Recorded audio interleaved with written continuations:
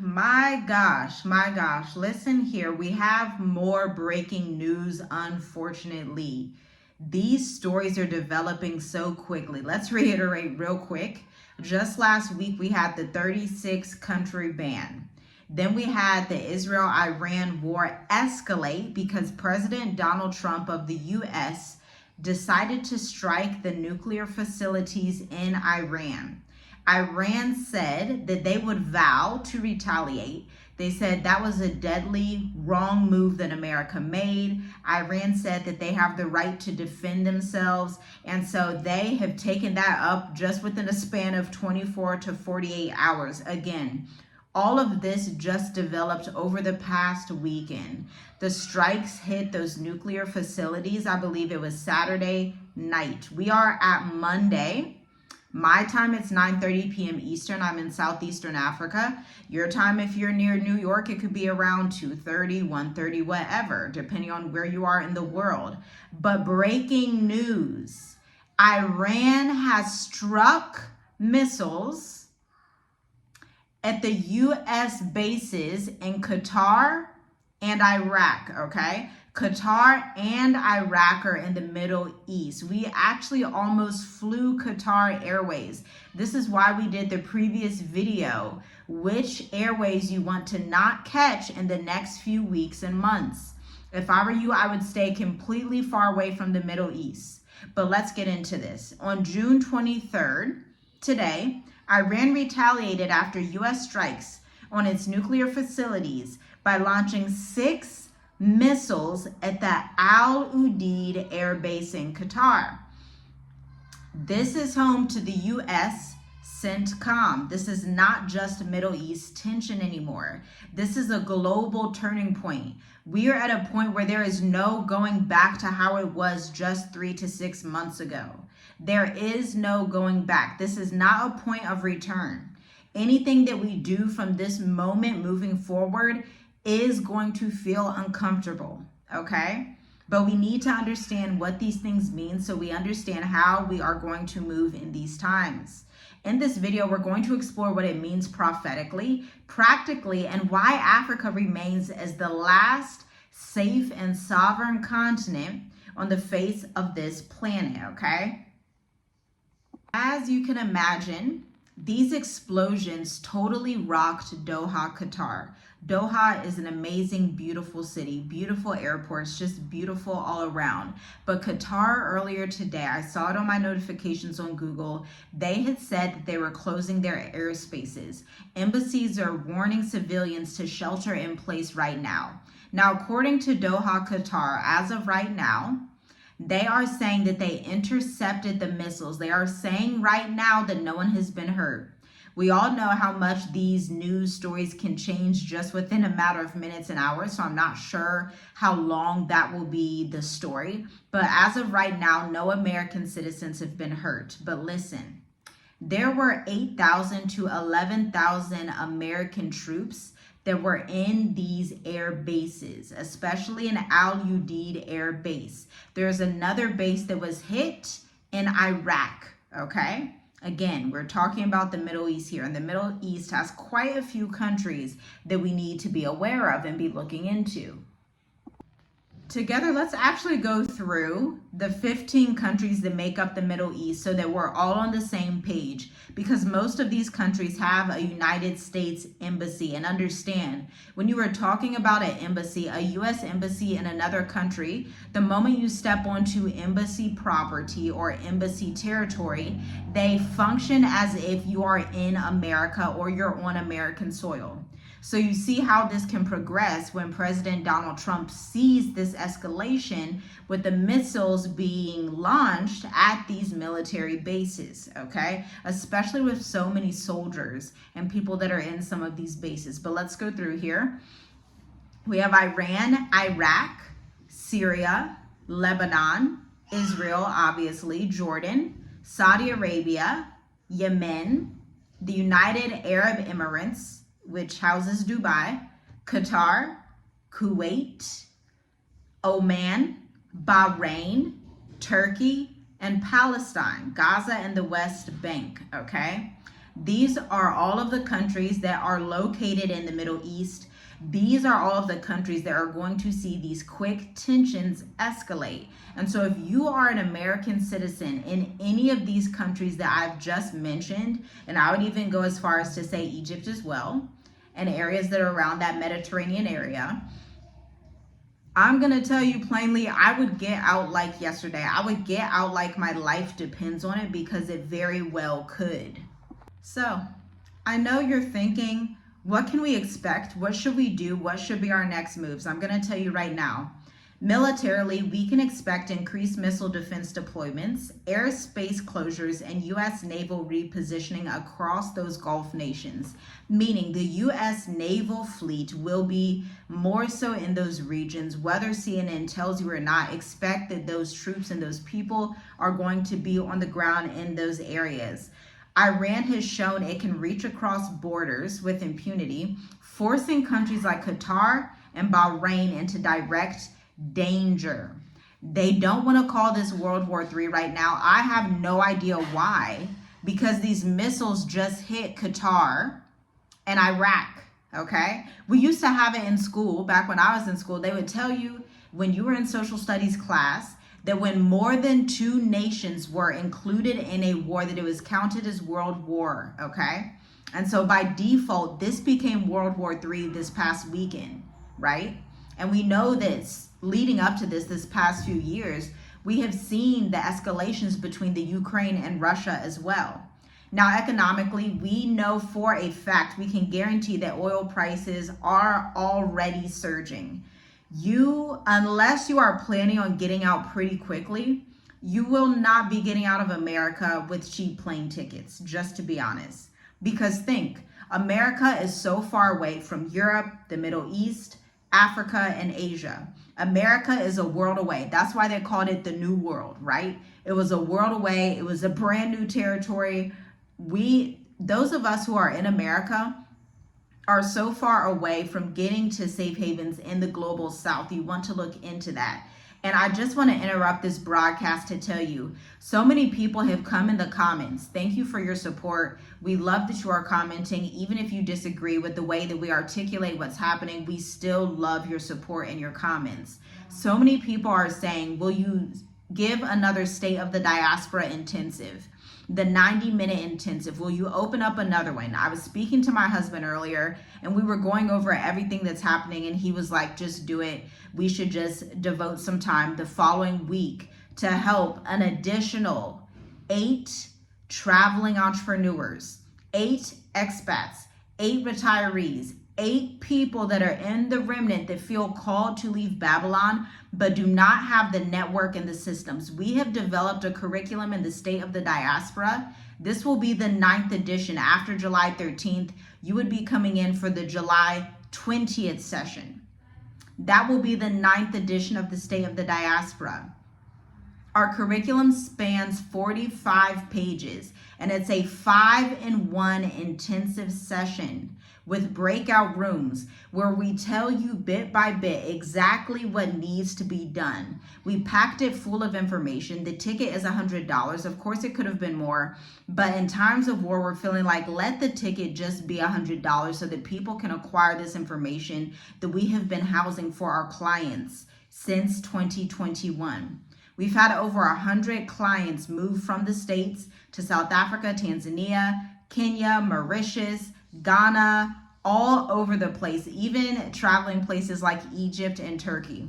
And so if you have been watching these videos and you are one of those people that I've seen in the comments saying, hey, can you open up another one? Yes, we've got your back for July 20th. Will we do it again after that? I'm not sure. We don't know what the world will look like after that. We don't know what we're going to be doing after that, because we also have Black Educators Amplified, the 12-week experience, coming up August 24th at 2 p.m.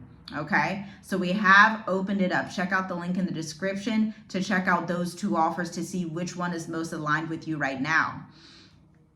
But I also want you to understand that foreign investors may pull out from these Gulf nations in the Middle East markets, shifting the interest level, get this, to East Africa, Central Asia, or Latin America, when we tell you that Africa is rising, when we tell you that the Swahili coast is rising, that East Africa especially houses some of the most powerful economic markets on earth because they have access. East Africa has access to the Mediterranean, to the Middle East, to India, to China, to South Africa. When I tell you that this area of the world is on the rise, okay?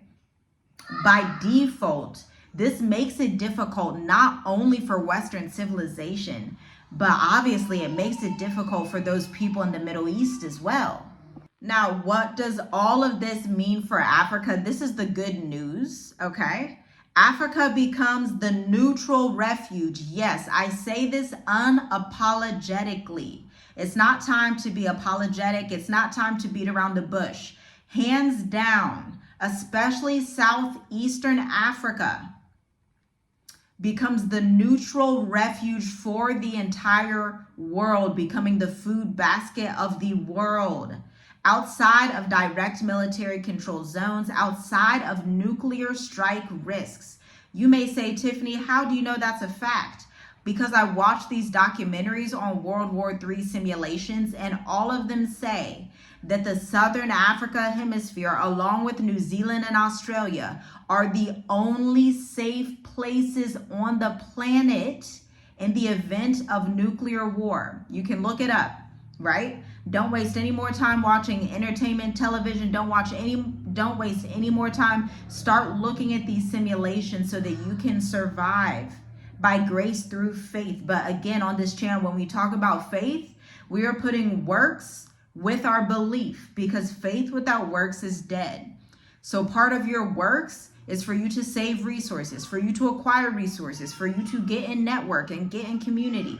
And understand there is no nation, there is no community outside of economics. Get used to trading with your people. Get used to not getting over on your people, or you won't have a lot of people around you, right? This also means that NATO and BRICS tensions will continue to arise, but Africa will come out on top. I'm telling you right now. I guarantee it. I'm telling you, Africa will come out on top. Okay? Countries like Mauritius, Ghana, Botswana, Kenya, Tanzania, and Namibia may become the new hubs for remote workers, wealth preservation. Seychelles actually already does a really good job at wealth preservation, okay? We'll get into that in this day of the diaspora. Family safety and decentralized entrepreneurship, okay? This is why we are located in Southeastern Africa. This is exactly why. This is why we run our digital marketing agency from Southeastern Africa, an agency of over 9 years, spanning 230 different businesses across e-commerce, healthcare, DNA science, finance, real estate, and logistics, and government contracts, okay? And so again, if you are listening to what we're talking about, and you know this is your time to not only leave the West, but learn how to market your business effectively, you're gonna have to stop relying on the W-2. We've already seen it. You're gonna have to get to the place where you know how to sell your offers and bring a product to market. Now, the only way to know how to bring a product to market is for you to do the market research, for you to have your website copy that is written as an expert sales page, like a fractional marketing strategist wrote it for you. That's what people get in Black Educators Amplified. For you to walk away with your 3 to 6 month marketing calendar, and new in cohort 7 is what? Implementation. So you are posting and we are going over your data and analytics with you in real time. Why? Because in our agency, that's what we do for our clients who put us on $55,000 to $120,000 retainers per year. This is available to you, but for only 2 of you. Our cohorts are 12 weeks. We like it to be intimate. We like to work very intimately with introverts, with thought leaders, with people who are results oriented. You may not be the loudest person in the room, but 9 times out of 10, you and I both know that you are the most effective at what you do. That's why you're at the top of your industry, right? Type a yes in the comments if that resonates with you. Now, I have one more piece of news that I need to share with you. India has publicly declared global support for Israel. This signals the new global divide. I'm not sure how this is going to go. I don't have clarity on this. It's just one of those things that we're praying through to see, okay, just watch and listen. There are some things the Most High will show us and give us for a surety. And then there are some things where it's like, you don't know who's going to support who. India declares their support for Israel. India is the I in BRICS. India declares their support for Israel. Industry's Ministry of External Affairs just released a statement affirming its strategic alliance and continued support for Israel's right to defend itself. This comes less than 24 hours after the Iran struck U.S. bases in Qatar and Iraq, intensifying the Iran-Israel U.S. triangle, which they don't want to call a world war, but let's be honest. This is a world war. The world is being brought into it, especially as we were talking about the Strait of Hormuz or Hormuz earlier in the video, the strait where 20% of the world's oil goes into, okay? What this signals geopolitically is that India is moving off the fence. India is no longer neutral. India has chosen their side, okay? Traditionally non-aligned to Middle Eastern conflicts, India is clearly leaning on the West, especially in light of its defense partnerships with Israel and the U.S. India also has very strong ties to France. Now, the world is splitting into moral economic coalitions. Pro-Israel is counted as obviously the U.S., India, Germany, Australia, parts of Africa like Kenya and Rwanda. Pro-Palestine or anti-Western, Syria, Iran, Russia covertly. They're not like saying it very pridefully, but Russia covertly is more so pro-Palestine, okay? And parts of Latin America. Neutral, but leaning in either one direction or the other, mostly in the direction of the pro-Palestine. South Africa, Brazil, Indonesia, and China. Now, India and Israel ties go beyond politics. Their cooperation includes agriculture, cyber defense, AI, and arms tech. India is now one of Israel's largest weapon buyers, okay? So we're starting to see who's going to be on whose side. Now, again, let's reiterate these implications for Africa. We are going to continue to see these shifting trade routes. India is a top trade partner of East Africa, specifically in my country. They are here all the time. But this thing is going to prompt African countries to choose a side.